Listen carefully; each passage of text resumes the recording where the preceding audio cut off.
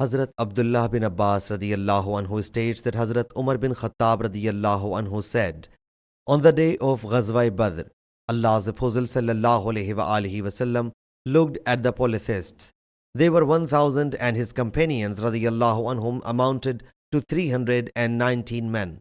Allah's Apostle sallallahu alayhi wasallam faced the Qibla and raising his hands, he sallallahu alayhi wasallam made supplication to Allah Jalla Jalaluhu aloud.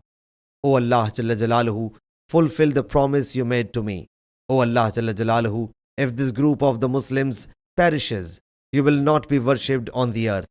He sallallahu alayhi wasallam continued making supplication with hands stretched until his chador slipped off his shoulders. Hazrat Abu Bakr radiyallahu anhu made towards him, picked up the chador, put it on his shoulders and then clung to him from behind and said, O Allah's Prophet sallallahu alayhi wasallam, this supplication of yours to your Lord Jalla Jalaluhu is sufficient for you.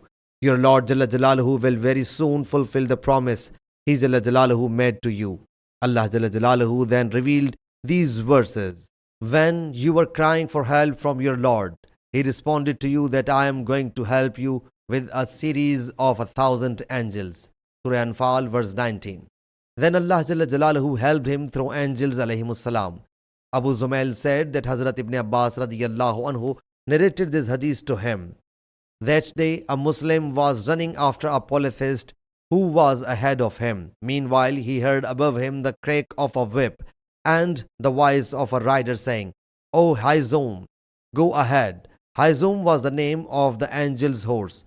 All at once he sighted that polytheist fell down on his back.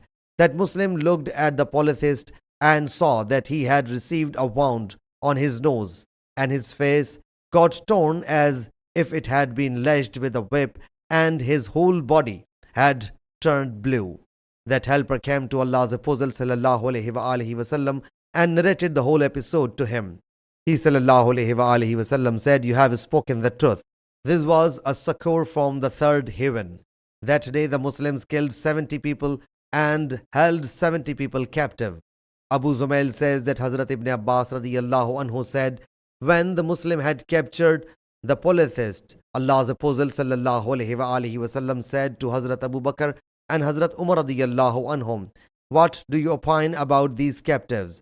Hazrat Abu Bakr radiyallahu anhu said, O Allah's Prophet sallallahu alayhi wasallam, these are our cousins and the people of our tribe. In my opinion, you may take ransom from them. It will provide us with reinforcements against the infidels, and perhaps Allah Jalla Jalaluhu will guide them to Islam. Allah's Apostle sallallahu alayhi wasallam said, O Ibn Khattab, what is your opinion? I submitted, no. By Allah Jalla Jalaluhu, O Allah's Apostle sallallahu alayhi wasallam, I do not hold the opinion similar to that of Abu Bakr. I opine that you may hand them over to us so that we must cut off their necks. You may hand over Aqil to Ali so that he must sever his head, and hand over my so-and-so relative to me so that I must decapitate him. They are the chiefs of the infidels and their leaders. Allah's Apostle sallallahu alayhi wasallam liked Hazrat Abu Bakr's opinion and did not like my opinion. Allah's Apostle sallallahu alayhi wasallam liked Hazrat Abu Bakr's opinion and did not like my opinion. Next day I entered the presence of Allah's Apostle sallallahu alayhi wasallam to see Allah's Apostle sallallahu alayhi wasallam and Hazrat Abu Bakr radiyallahu anhu sitting and weeping. I submitted, O Allah's Apostle sallallahu alayhi wasallam, tell me why you and your companion. If I feel weepy, I will weep. Otherwise, I will put on expressions of a weeping person. Allah's Apostle sallallahu alayhi wasallam said, I am weeping for what I am experiencing on account of your companions taking ransom. Undoubtedly, the punishment of these people was presented to me, which was nearer to me than this tree. That tree was near to the Prophet sallallahu alayhi wasallam. And Allah Jalla Jalaluhu whereupon revealed this verse. It is not befitting to any prophet that he should make captive to infidels until he has immensely shed their blood in the land. You desire the goods of the world, and Allah desires the hereafter, and Allah is dominant wise. If Allah would not have written a thing before, then, O Muslims, a great torment would have come to you for what you took as ransom from the infidels. Then eat of what you have obtained as a spoil of war, lawful and pure. Surah Anfal, verse 67 to 69. Then Allah Jalla Jalaluhu made spoils lawful for the Muslims. Sahih Muslim Hadees number 4563.